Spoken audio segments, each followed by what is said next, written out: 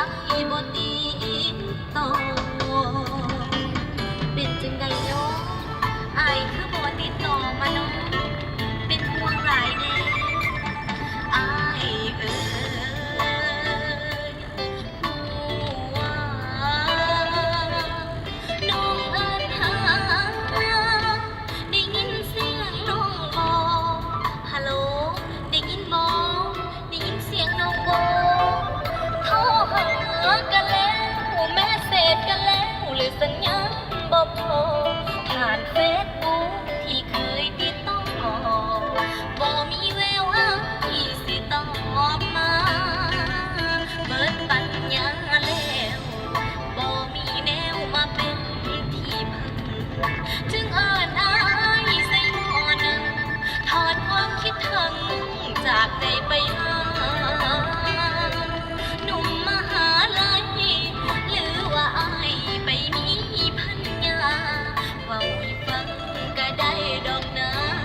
หากตัดใจลาสิกันใจ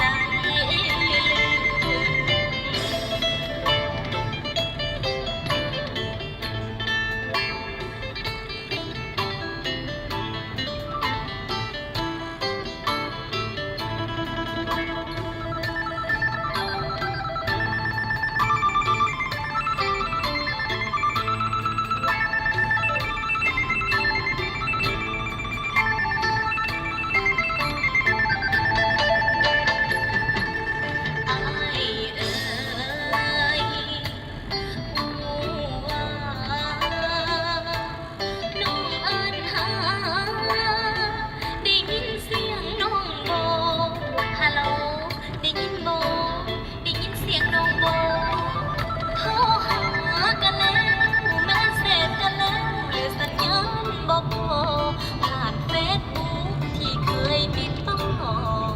บ่มีแววอ้ายสิตอบมาเปิดปัญญาแล้วบ่มีแนวมาเป็นที่พึ่งจึงเอิ้นอายใส่หม้อหนึ่งถอดความคิดถึงจากใจไปหา